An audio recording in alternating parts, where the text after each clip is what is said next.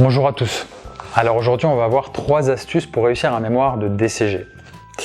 Donc mémoire de DCG, mémoire de comptabilité générale. Donc les règles pour ce type de mémoire, donc vraiment mémoire professionnelle, à dominante comptable, financière, fiscale ou juridique, ça va vraiment, les critères vont vraiment être communs aux mémoires de DEC, de DSCG et donc de DCG. À une différence près, forcément, c'est que les niveaux d'exigence vont être différents. Donc ça veut dire qu'on va attendre des volumes différents, des niveaux d'analyse différents. On va attendre un niveau de développement et qui sera bien moindre sur le mémoire de DCG par rapport au diplôme connexe que sont le mémoire de DCG et le mémoire de DEC.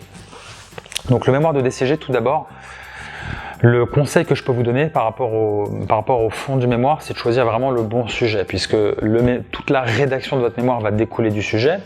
Et ce sujet, pour convaincre l'examinateur de son intérêt, il va falloir qu'il respecte 3 critères principaux. Le premier, forcément, c'est qu'il soit novateur, qu'il apporte quelque chose de nouveau à la profession et qui vise à apporter de la valeur à la profession comptable.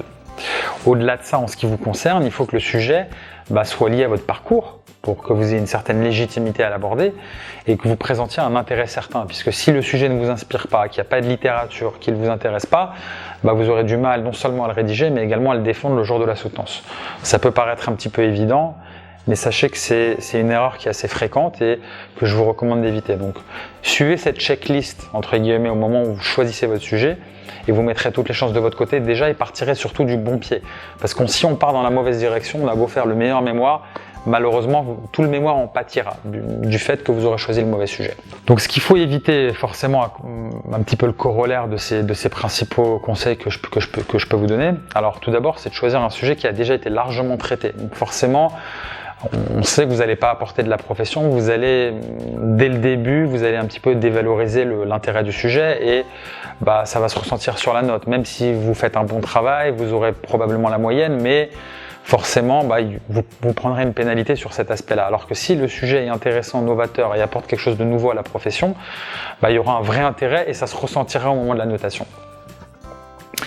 Autre chose à ne pas faire, c'est de faire une partie empirique creuse. Souvent, dans ce type de mémoire professionnelle très terrain, très pratique, ce qu'on attend de vous, c'est que vous mettiez l'accent sur la partie empirique et sur les préconisations managériales. Donc les outils que vous allez apporter à vos confrères. Si vous vous contentez de faire une revue de littérature ou de faire beaucoup de descriptifs, ça va sonner creux. Il y aura peu de valeur et c'est un motif rédhibitoire qui est souvent déterminant et qui justifie l'invalidation du mémoire. Donc pour avoir la moyenne, il faut vraiment qu'on mette l'accent sur cette partie-là. Si vous faites l'impasse sur d'autres aspects, si la littérature est un peu plus réduite, mais s'il y a vraiment une vraie valeur sur la partie empirique, le coefficient alloué à cette partie est quand même beaucoup plus important pour ce type de mémoire.